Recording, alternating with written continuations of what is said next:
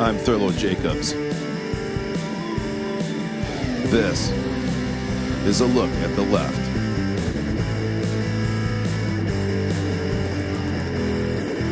World War IV. Your front door. The DC sniper brought the entire East Coast to its knees, convinced the police chief to make a fool of himself on national television repeatedly.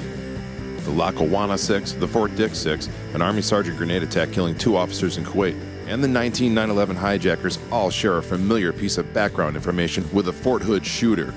They share a common religion. I'll give you a hint. They weren't Mormon, and they weren't Christian. They weren't Jewish, they weren't Hindu, Buddhist, and like Brad Noel, they did not practice Santeria.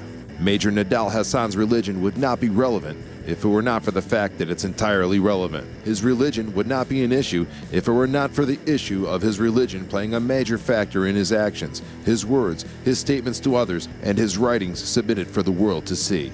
Writings and blog postings that most people would consider anti-American at the very least. Major Hassan had been known to authorities for his suspicious anti-American web postings for at least 6 months prior to his grisly rampage.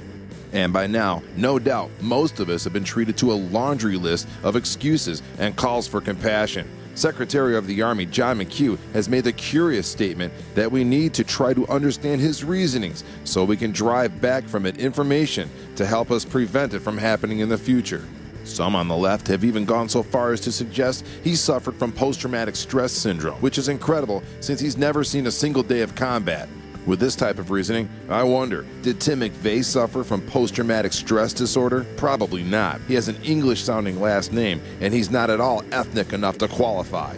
We are all saddened for the lives of our good service people taken from us, but I'm also saddened for the left, for the pain they must be feeling right now, the torment they must be going through, knowing that they'll have to work twice as hard to protect their precious image of multicultural utopia, and 10 times harder than that just to find a way to blame Limbaugh, Bush, Beck, or the Michigan militia.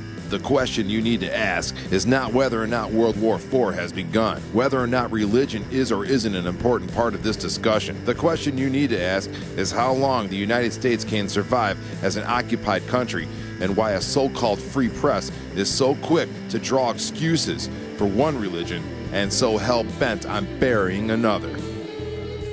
We make our point in 3 minutes or less because we value your time.